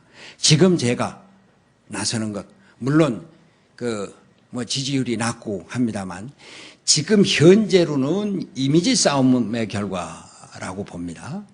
그러나 대선이 가까울수록 당내에서는 우리가 박근혜를 누가 이길 건가라고 하는 아주 구체적이고 실질적인 판단에 들어설수록 이제는 콘텐츠 싸움이 될 것입니다. 이미지와 콘텐츠 싸움에서는 당연히 콘텐츠가 이길 것이라고 생각합니다. 그래서 오늘 아침에도 제가 일어나서 저희 집사람하고 여보, 아무래도 내가 될 것 같아. 당신 준비 좀 더 해야 되겠어. 네. 자, 그럼 사모님의 반응은 어떠시던가요? 저희 집사람은 세상에 다 알려져 있는 거지만 겉으로 나서지는 않지만 저의 모든 것을 지지를 하고 성원을 해줍니다. 자, 알겠습니다. 자, 그러면은 남은 시간 동안에 손 후보께서 콘텐츠에 강점이 있다고 좀 본인 스스로 말씀하셨어요. 남은 시간 동안에 좀 그 콘텐츠를 들여다보는 그런 시간을 갖도록 하겠습니다. 좀 큰 틀에서 리더십 그리고 그것과 연관된 정책들에 대해서 질문을 해주시면 좋겠습니다. 진경호 부장부터 시작해 보실까요?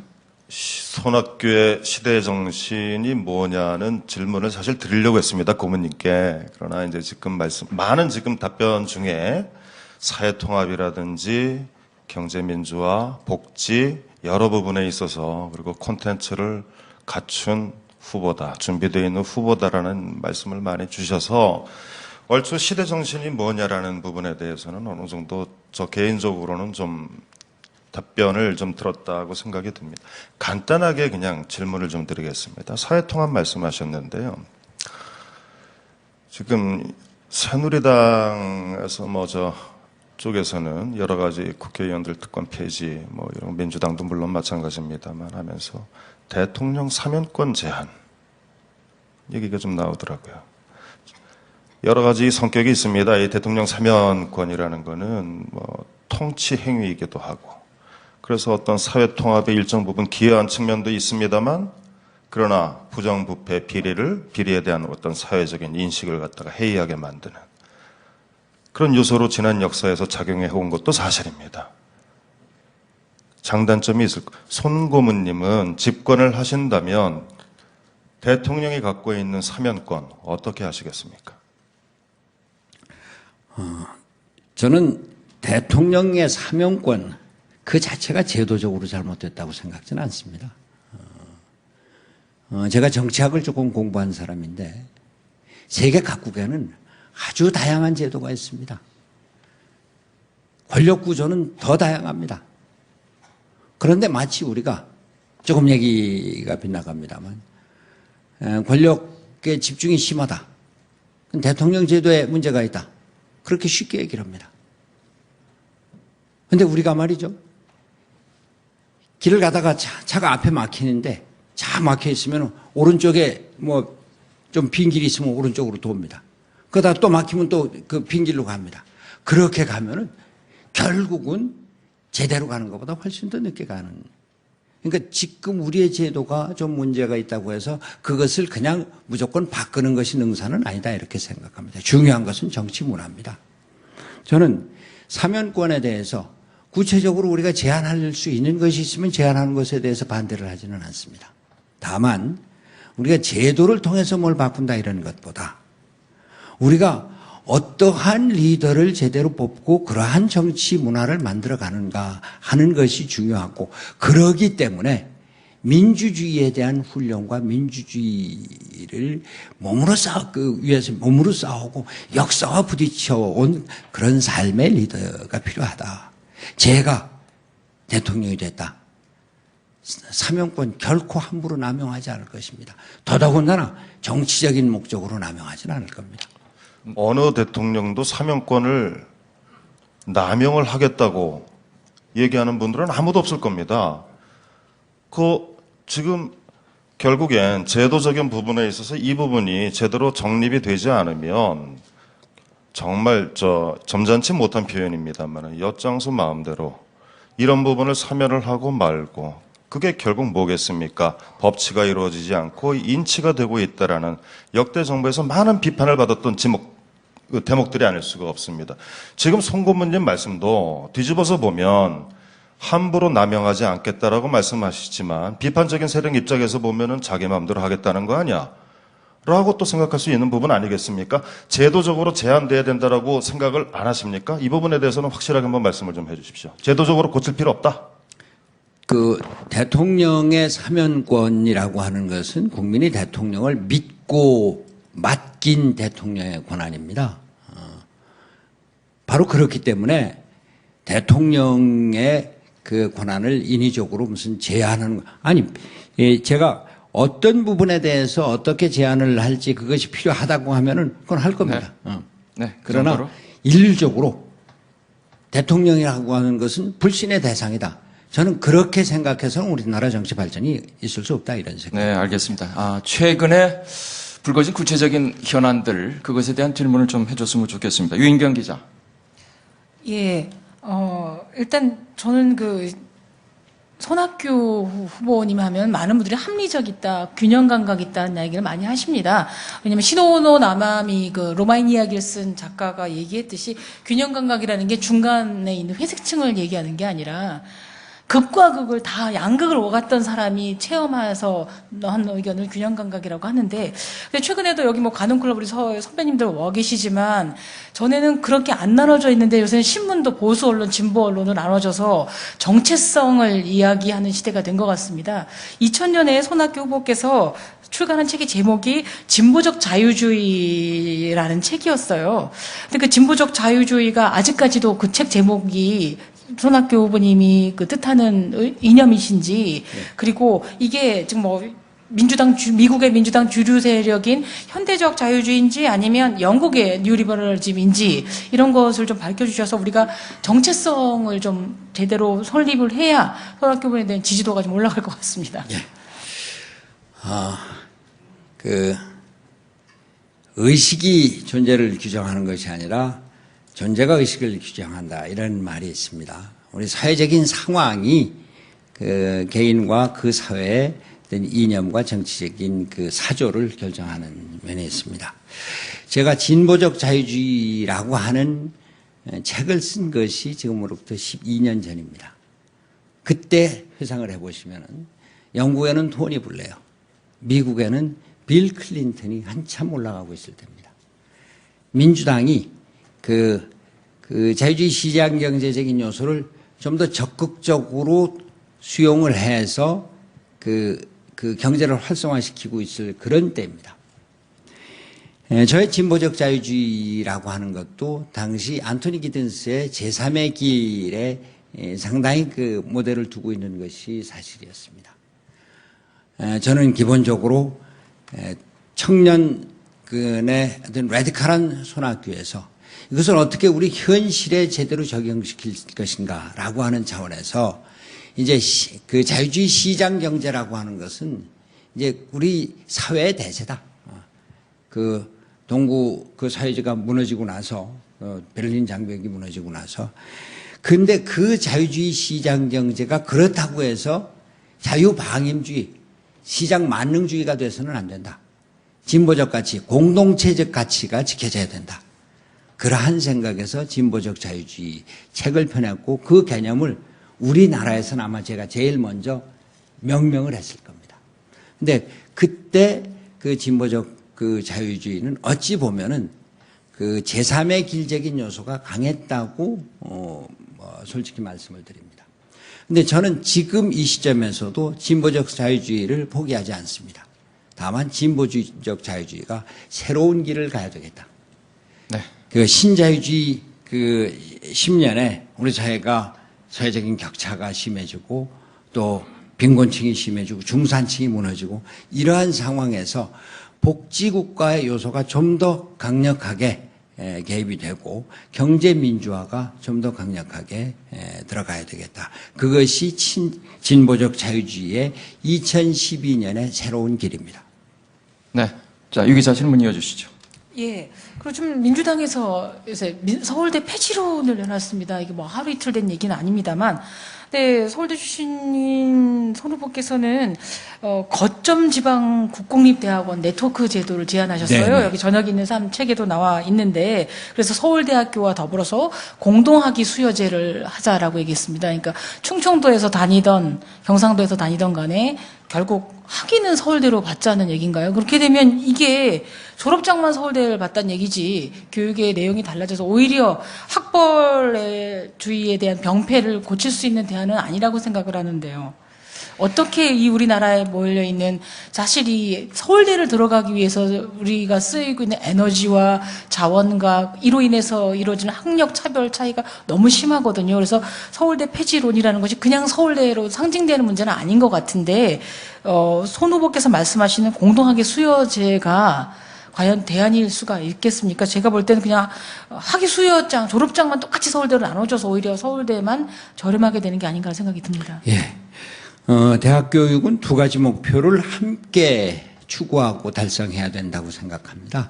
하나는 대학 교육의 경쟁력이고 또 하나는 그 대학 교육의 사회적 평준화입니다. 그것을 통해서 사회적인 위화감을 줄여야 되는 것 아주 중요한 과제입니다. 여기에 덧붙여서 부가적으로 반드시 이루어져야 될 것이 지방대학 교육의 육성입니다. 그 거점 지방 국공립대학의 공동학위제를 만들자라고 하는 것은 서울대학교가 갖고 있는 그 경쟁력을 그나마 죽이고 없애자는 얘기가 아닙니다. 지방국립대학의 경쟁력을 높이자고 하는 것입니다. 그래서 공동학위제나 네트워크를 통해서 공동학점제 이런 것을 통해서 지방 국공립대의 지방 경쟁력을 높이자고 하는 것인데 물론 이것을 위해서는 상당히 많은 어려운 과정이 필요할 것입니다. 그러나 모든 것을 그냥 단숨에 내가 집권해서 내년에 모든 걸 다 하겠다. 교육제도의 실패가 바로 그런 데 있었습니다. 차근차근 단계적으로 해서 지방대학을 육성하는 일은 이것뿐만이 아니라 여기에 지방대학에 대한 그 집중적인 지원을 포함해서 반드시 이루어야 될 일이라고 생각합니다. 네, 다음에 윤종호 부장 질문해 주시고요. 그 전에 자, 플로우에 모두에 약속드린 대로 플로우로부터 좀 질문을 좀 받았으면 좋겠습니다. 취합된 게 있으면 저한테 좀 전달이 되도록 해 주시고요. 자, 그 윤종호 부장 질문해 주시죠. 네, 아까 말씀하셨던 시장 경제 관련해서 연관된 질문입니다. 한미 FTA 문제인데요. 그 송고문께서는 한나라당에 계실 때 한미 FTA가 되면 8만 개의 일자리가 사라질 것이다 이런 주장에 대해서 이게 시대 정신이 개방과 통합인데 무슨 소리냐 이렇게 말씀하셨다가 민주당 오셔가지고 한동안은 민주당이 왜 한미 FTA를 비준 안 하느냐는 잘못된 거다 그렇게 말씀하셨었거든요. 그러다가 대표가 되신 2010년 이후에는 전면 재검토를 또 말씀하셨습니다. 그런데 제가 생각할 때는 입장이 달라지신 건지 아니면 내용이 달라져서 그런 건지 좀 사람들이 혼돈스러운 부분이 좀 있거든요. 예, 예. 그 부분에 대해서 한번 좀 말씀해 주시죠. 결론부터 말씀드리면은 제가 한나라당에 있을 때나 또 대표가 되기 전에나 대표가 된 후에나 일관된 입장입니다. 대표가 된 그 첫 번째 대표가 됐을 때나 두 번째 대표가 됐을 때나 이렇게 수정을 해야 되겠네요. 우리가 통상국가로 먹고 사는 한 세계적인 추세인 그 쌍무간 그 자유무역 그 협정 그것은 피할 수 없다고 생각을 합니다. 거기서 우리만 벗어나서 우리만 살 수 있다 그렇게 생각지 않습니다. 그게 기본입니다. 그렇기 때문에 저와 민주당은 그 한미 FTA 그 자체를 반대한 일은 없습니다. 당의 공식 입장은 말이죠. 개별 국회의원은 그런 경우가 있었습니다만 다만 이명박 대통령이 참 씻을 수 없는 실수를 범했습니다. 집권하자마자 미국에 건너가서 쇠고기 협상을 졸속으로 국민들 아무런 논의 없이 한 거. 그것 때문에 촛불 시위가 일어나고 그 상황에서 한미 FTA를 지금 있는 대로 체결 비준하자라고 하는 말을 할 수가 없었습니다. 그 다음에 어떤 일이 어떻게 일어날 줄 압니까? 한미 FTA 비준되고 나서 바로 쇠고기를 전부 다 전면 개방을 한다. 여기에 대한 대책도 없이 말이죠. 그런 상황이 1999년, 98년 상황이었다고 한다면 이번에는 4년 동안 질질 끌다가 일방적으로 재협상을 당하지 않았습니다. 제약 부분에 있어서의 허가 특혜 연계에서 약간 의단했다고 그러지만 그거야말로 세 발의 피고 자동차 부분에서 대폭 양보를 하지 않았습니까? 한미 FTA의 이익의 균형이라고 하는 것이 우리 쪽에서 봤을 때는 자동차 부분이었습니다. 이걸 내줬으면은 그럼 좋다. 그걸 불가피하게 내줄 수밖에 없었다면은 우리 다른 거 좀 얻어갖고서는 이익의 균형을 맞춰야 될 거 아니냐. 그렇게 내놓은 것이 우리도 양보하고 그러면서 ISD 부분은 철폐해야 된다. 또 그 제약에 있어서의 허가 특혜 연계 부분 이거 다시 재협상해야 된다. 다른 나라에도 없는 일이다. 근데 그거를 못하고 있는 겁니다. 그래서 우리가 집권하면은 그 부분에 대해서 재협상을 하겠다. 그리고 이명박 대통령 자신도 그 부분은 다시 협상을 하겠다고 이미 공언한 바가 있습니다. 네, 근데 그런 부분들이 어떻게 보면은 논란거리가 있었던 부분이고요. 일부 언론에서는 노무현 정부 때의 FTA와 이명박 정부의 FTA라는 게 10개 중에 1개 정도 차이가 나는 걸 가지고 왜 이렇게 확대 해석을 하느냐. 결국은 한미 FTA가 문제가 아니라 이 한미 관계를 고리로 삼아서 민주당이 여당을, 정부를 공격하는 그리고 이게 표가 된다 싶었을 때 그걸 국민적 감정에 호소해서 거기서 표를 이끌어내려고 했다가 결국 총선에서는 역풍을 맞은 게 아니냐 이런 결과도 나왔거든요. 그래서 당내에 존재하고 있는 반미에 관한 또 한미 관계에 대한 바람직한 방향성 이런 부분에 대해서는 송고문은 어떻게 생각하십니까? 혹시 일부 그런 이념적인 성향 때문에 한미 FTA를 반대하는 분이나 개인이 있을 수도 있겠죠. 그러나 중요한 것은 우리 거꾸로 생각해 봅시다. 왜 미국에서는 한미 FTA 협정 체결하고 4년이나 끌면서 결국 그쪽에 자동차 업계의 이익을 결과적으로 결국 들어줬습니까? 끈질기게. 그게 우리가 비준을 안 해서가 아닙니다. 그쪽이 질질 끌고 있었던 겁니다. 그쪽은 자기네 이익을 끝까지 관철하고 왜 우리는 그걸 못한다는 얘기입니까? 그러기 때문에 불균형 협정이라고 하는 것이고 그러기 때문에 재협상 과정이 잘못됐다. 재협상 과정이 잘못됐으면 당연히 그 잘못된 것을 고치는 것이 국가의 일이죠. 그것이 당연히 야당의 몫이고 야당의 요구할 될 일이죠. 네. 다음 질문은 진경호 부장이 해주시죠. 허재를 좀 바꿔보겠습니다. 그러면은 지금 19대 국회 개원을 전후로 해가지고 이 통합진보당 이석기, 김재현 비례대표 두 의원이 정치권에서 많은 논란을 빚었습니다. 비례대표 경선 과정에서 후보 경선 과정에서 불거진 절차적 잘못 이런 부분들도 있었고 어떤 이 의원 이 두 의원이 했던 그런 그 종북 발언, 이른바 종북 발언에 대한 또 논란도 많이 있었습니다. 민주통합당이 오늘 아침에 뭐 어느 신문에서는 민주통합당에서 통합자를 빼고 좀 그냥 민주당으로 갔으면 좋겠다.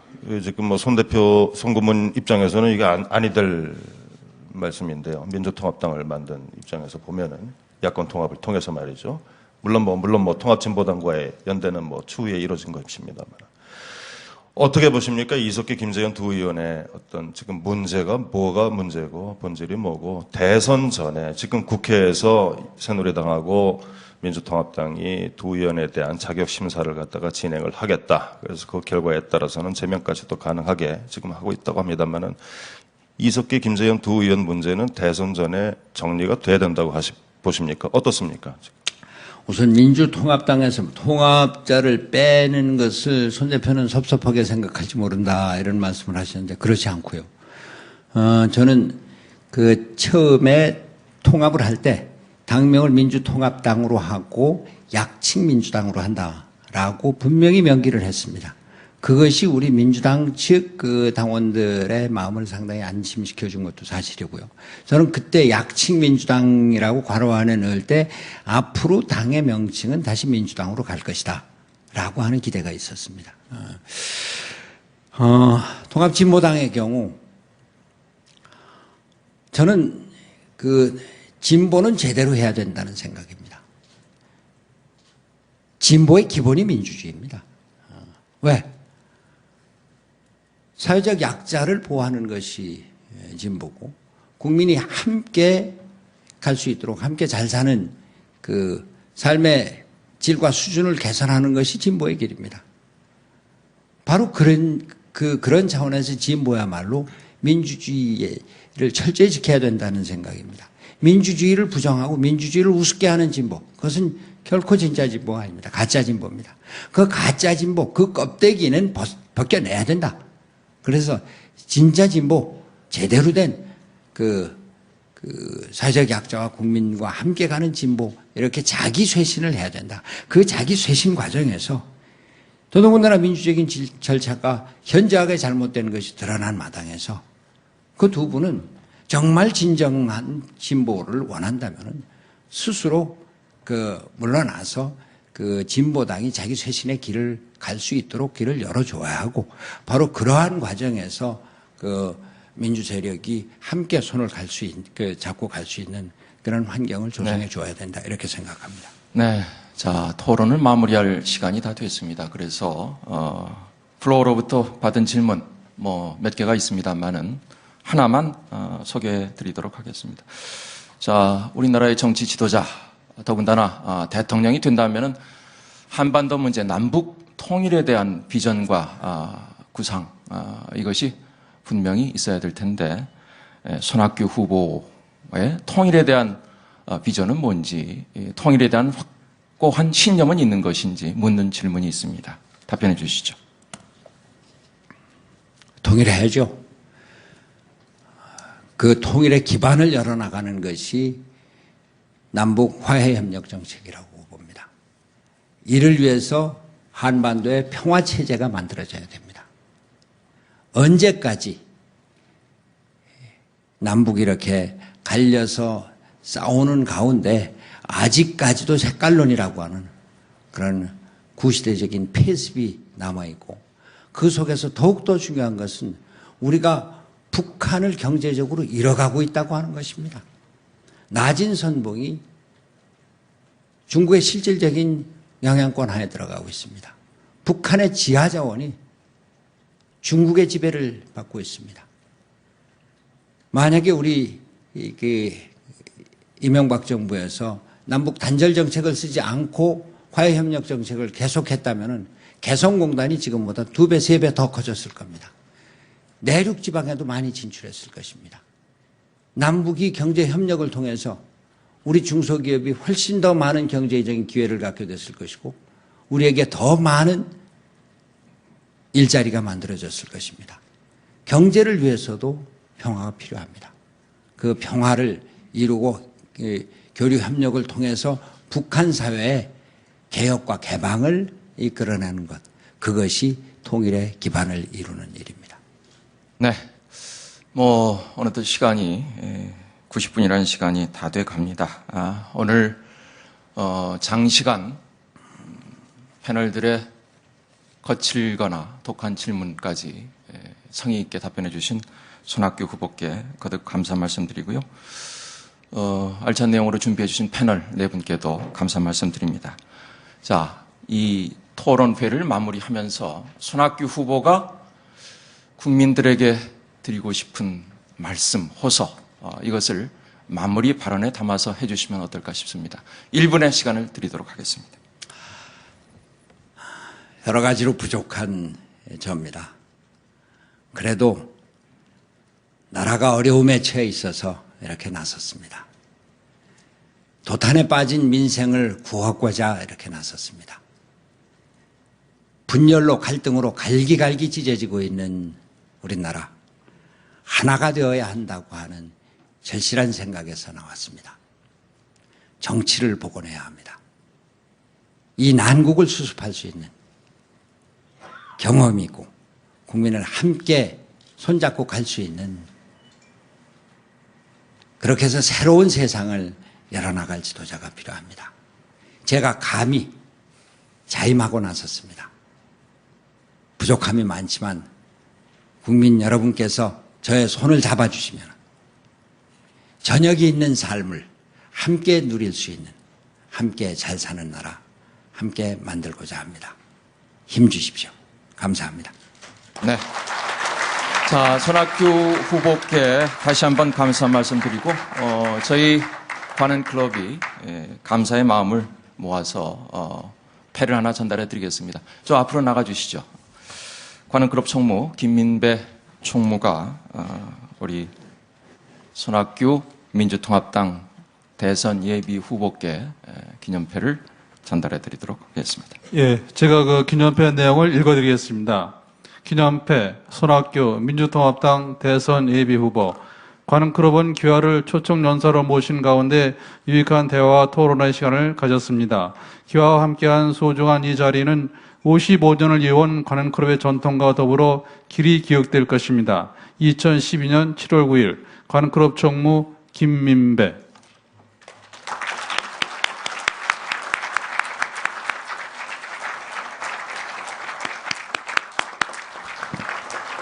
자, 손으로 다시 한번 들어오시죠. 예, 관클럽에 참석하신 모든 분께 다시 한번 감사의 말씀을 드리겠습니다. 네, 오늘 대표적으로 악역을 맡은 유인경 기자가 오늘 이 마무리를 좀 훈훈하게 하고 싶다고 질문을 요청해 왔습니다. 질문은 짧게 주세요. 네. 많은 미래학자들이 21세기의 상류층은 돈이 많은 사람이 아니라 문화 체험이 많은 사람, 인문학적인 콘텐츠가 많은 사람이라고 그럽니다. 좀 아부의 말씀 같습니다만 그런 식으로 하면 아마 손학규 후보가 가장 우리나라 최고의 상류층이라고 생각이 들어요. 근데 유난히 문학에 인맥이 참 많으시고 또 후원하시는 분도 굉장히 많은 것 같은데 뭐 조영남 씨, 조용필 씨 뭐 다 많은 걸로 알고 있는데 학계 문학계에서, 왜냐하면 21세기에 또 가장 큰 힘이 네트워크라고 그러거든요. 국격을 높이는 것도 문화의 힘이라고 생각하는데 대통령이 되신다면 우리나라 국격을 높이기 위한 문화 활성화 방안이 가장 대표적인 걸 하나만 말씀해 주신다면 좋겠습니다. 1분만 답변해 주시면 되겠습니다. 어이구, 제일 어려운 질문을 마지막에 하시나요? 문화정책이요? 글쎄, 그거는 아주 기본이 돼서요. 그러나 우리 문화를 다시 찾는 데서부터 시작하는 것이라고 생각을 합니다. 도지사 때 얘기를 또 해서 죄송합니다만 경기도지사 때 제일 역점을 들여서 했었던 것이 하나는 실학이고 하나는 평화였습니다. 실학 축전을 열고 실학 박물관을 만들고 다산 그 실학 그 사상 실천 선양 운동을 하고 그래서 우리의 것을 찾는 데서부터 시작을 한다. 제가 세종대왕을 롤 모델로 삼는 것도 다름이 아닙니다.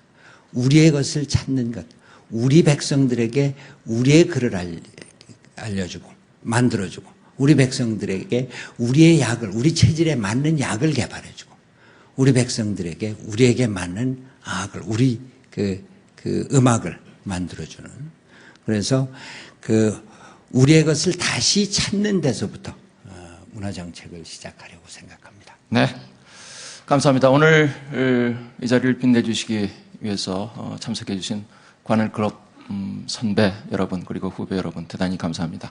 오늘 토론 바쁜 시간에 귀한 시간에 좋은 말씀 해주시고 국민들에게 자기의 호소를 해주신 손학규 후보께도 거듭 감사 말씀드리죠. 여러분 오늘 손학규 대선 예비후보 관현클럽 토론회 여기서 마치겠습니다. 여러분 고맙습니다.